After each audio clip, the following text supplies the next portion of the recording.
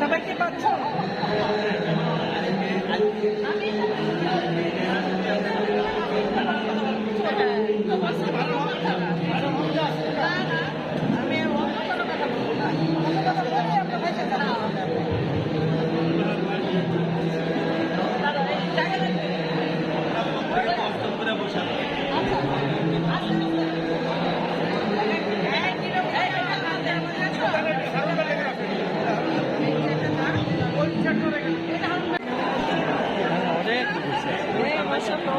বড় জায়গা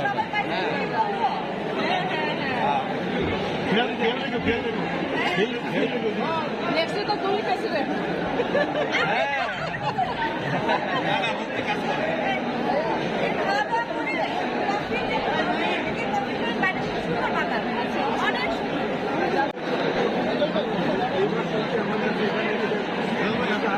পাইনা ওটিও পাইনা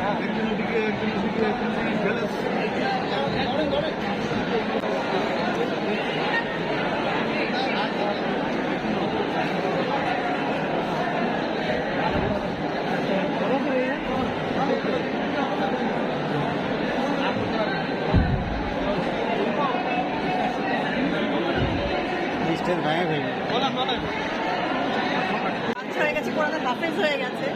ভালো লেগেছে, বলে দেখো আমার ছেলে কোরআনের হাফেজ। তো প্রাউড মোমেন্ট আসলে একটা বাবার জন্য।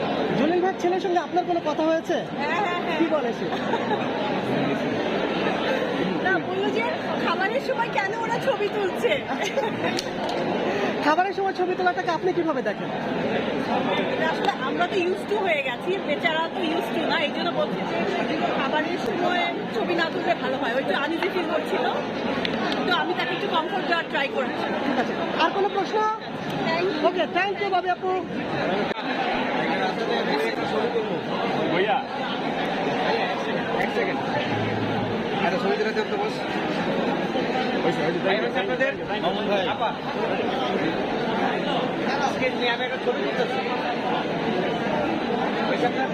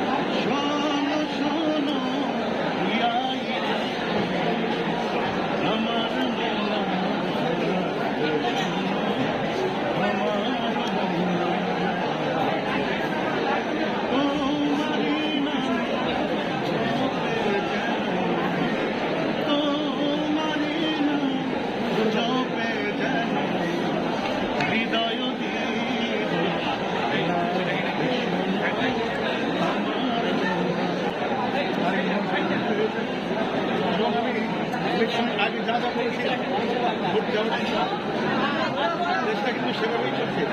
আরে রহমান নিজের গাড়ি চালাচ্ছেন, ট্রেনের খরচটাও নিজে দিচ্ছেন,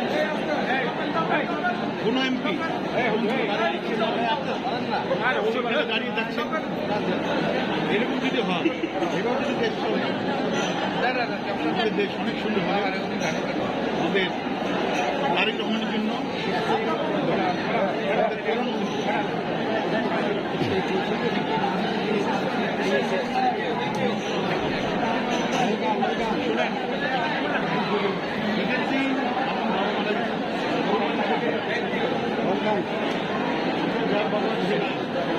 আর এই যে আমরা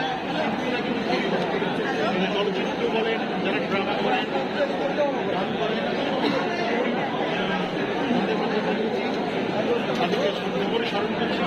তারা যেন তাদের ভালো রাখেন, তাদের have experienced smile. সবাইকে নিয়ে শেষ ম্যাডাম আপনাদের সঙ্গে দেখো ম্যাডাম এদিকে Thank you.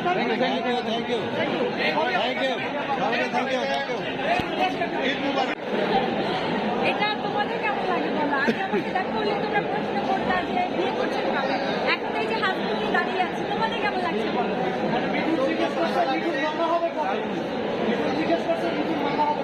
ও আচ্ছা, এটা অনেক দেরি আছে। আরো অনেক সময় মাত্র যে কেবল বিয়ে করলাম, হাজবেন্ড ওয়াইফ ঘুরবো, মজা করবো, আরো 2-3 বছর পর। আচ্ছা, অবশ্যই বাংলাদেশ, আমাদের বাংলাদেশে অনেক ভালো ভালো শপিং পাওয়া যায়, আমাদের দেশীয় পণ্যগুলো অনেক ভালো। সো আমি বাংলাদেশ ছাড়া শপিং কখনো চিন্তাই করি না।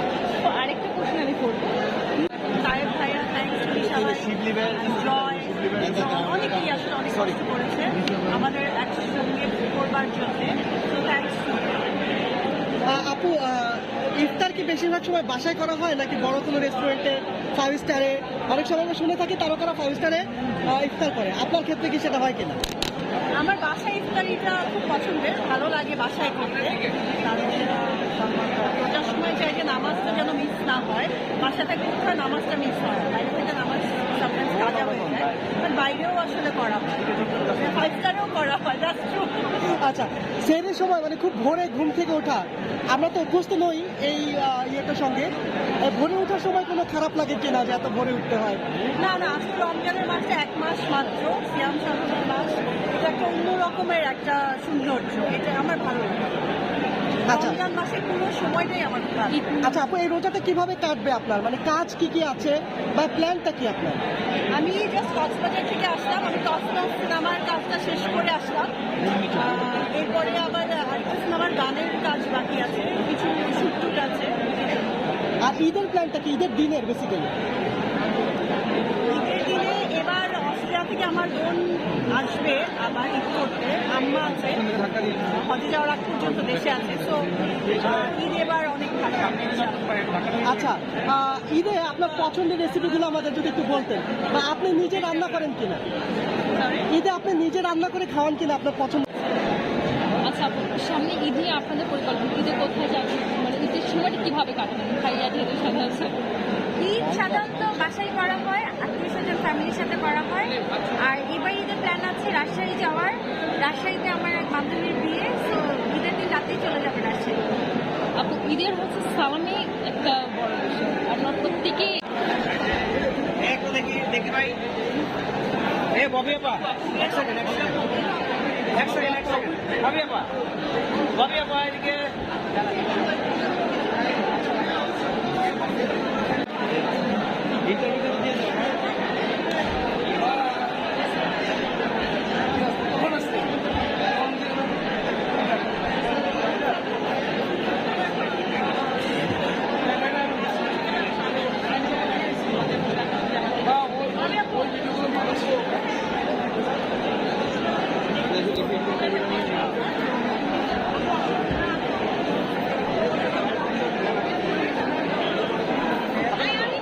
খাবে না তো, খাওয়া শেষ।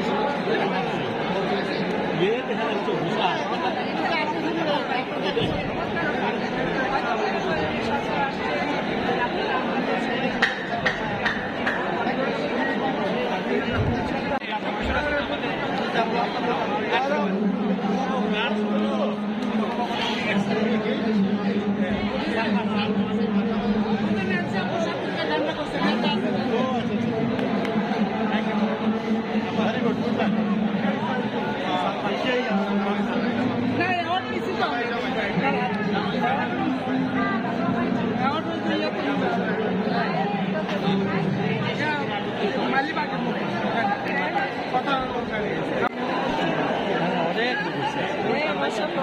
বড় জায়গা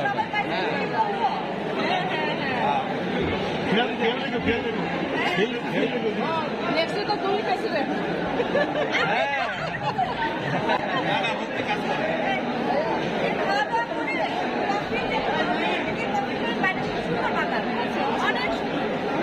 রক্ষা পাবে।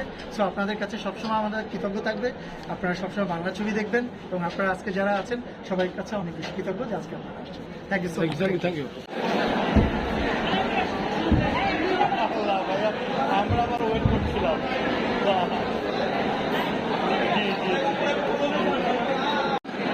সবাই বোম দিচ্ছে, বোম দেন, আমরা বোম দেন।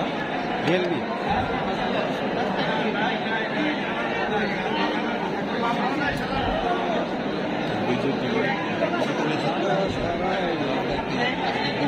চিনি চিনি এই যে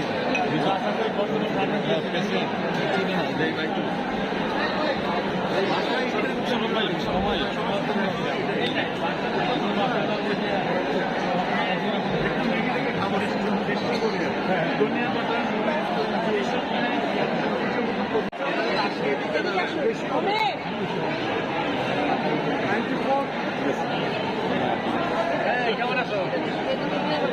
এই জায়গায় আছে এখানে বসো। তোমার কাছে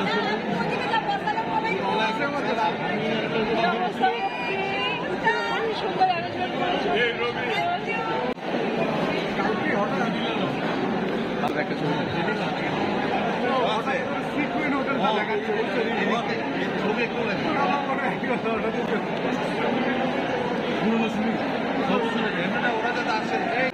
জসিম, আমান, বাবু, ভুই, মাহবুব আলম ভুই, 4 জন ছিল।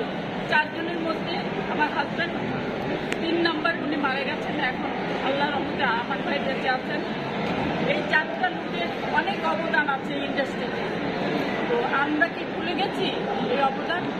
আমরা কি ভুলে যাব এই লোকগুলো যে এতগুলো ছবি বানিয়েছে? কোরআন খতম পরিষদে যেতে পারিনি, আমি কোরআন পড়েছি, তো তারপরে তো এই ফিল্ম, খেলাধুলা, এই ফিল্মে এসেই সব আসলে অন্যান্য সব কিছুই বন্ধ হয়ে গেল।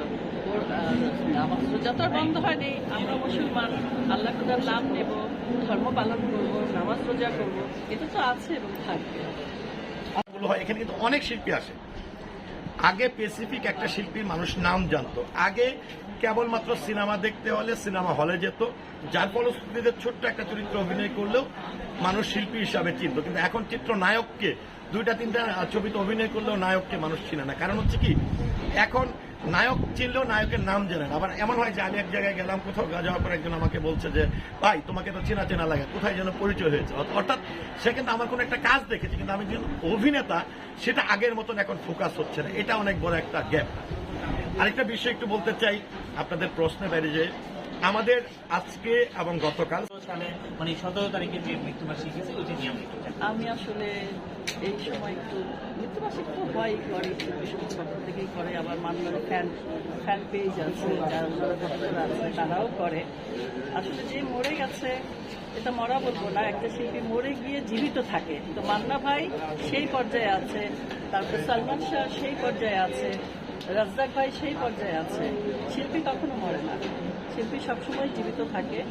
আমি মরে গেলে তো 100 বছর পরেও আশা করি আমাকে অনেকে ভুলবে না, তারপরে ভুলে যাবে, সেটা দেরি আছে। এই জন্য বলবো, শিল্পী মরে না। শিল্পীর জন্য ভালোবাসা, শ্রদ্ধা সবারই থাকে এবং থাকবে। শিল্পীকে ভালোবাসে মানুষ। আর জীবনে অনেকগুলো এই জিনিসটা বাইরে চর্চা করেছে দেখলাম বাংলাদেশে বসে। আপনি এটা উনি মেধা দিয়ে, পরিশ্রম দিয়ে উনি সবাইকে বলতে চাচ্ছেন যে আপনারা সবাই আমার মতো হন, আপনারা সবাই এই কাজগুলো করুন, নিজে পরিশ্রম করে সবকিছু করুন, নিজের মেধা বুদ্ধি দিয়ে কাজগুলো করুন। মান্না ভাই 17 তারিখে মৃত্যুবার্ষিকী গেছে, আমরা একটু মান্না ভাইয়ের স্মৃতি সম্বন্ধে কাজ করা হয়েছে। বাইরে খাই, তো ইফতারটা ওরা ভালোই করে, মানে এনজয় করে। আচ্ছা, আরেকটা প্রশ্ন আমাদের মনে হয়েছে আপনার অনুমান ক্ষমতা অনেক বেশি, কারণ আপনি একটা ইন্টারভিউতে বলেছিলেন বিএনপি 200টার বেশি আসন পাবে, এবং কিভাবে এটা হয়ে গেল আমাদের একটু যদি বলতেন। আসলে এটা একটা ধারণা। আমরা যখন মাঠে নামি, যেমন তারেক জিয়া এসেছিলেন, সেদিনই আমরা বুঝতে পেরেছিলাম যে ধানের শেষে একটা জোয়ার এসেছে। তো কোনো মানুষ কিন্তু ঘরে থাকেনি, তাকে দেখার জন্য, তার সঙ্গ পাওয়ার জন্য, তার একটু কথা শোনার জন্য। তো সেই অনুমান থেকেই বলেছি যে ধানের শীষে জোয়ার এসেছে এবং 200-র বেশি সিট পাবে।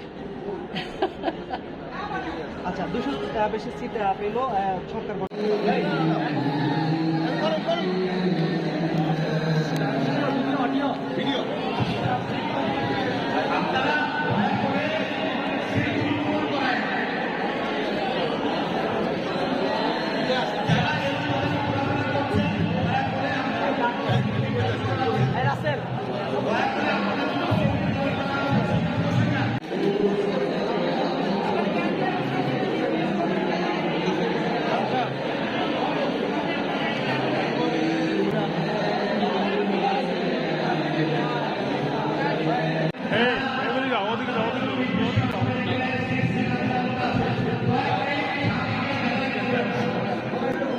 এখানে যেটা হচ্ছে কি, অনেক সিনিয়র শিল্পীরা থাকেন না বলতে, দেখেন আপনারা প্রতি মাসে আমাদের বাংলাদেশ চলচ্চিত্র শিল্পী সমিতির পক্ষ থেকে দেখেন যে 25 জন 20 জন করে শিল্পী পৃথিবীর মায়া ত্যাগ করে চলে গেছেন। আমরা একটা ব্যানার কিন্তু টানিয়ে থাকি শিল্পী সমিতিতে। তো দেখেন আমাদের বর্তমানে একটা গ্যাপ আছে, যেমন আগে যে পরিমাণে শিল্পী তৈরি হতো এখন কিন্তু সেই পরিমাণে শিল্পী তৈরি হয় না।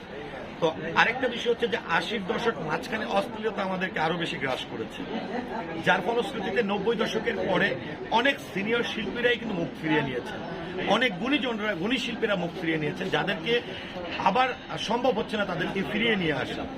আবার অনেকে পৃথিবীর মায়া ত্যাগ করে চলে গেছেন।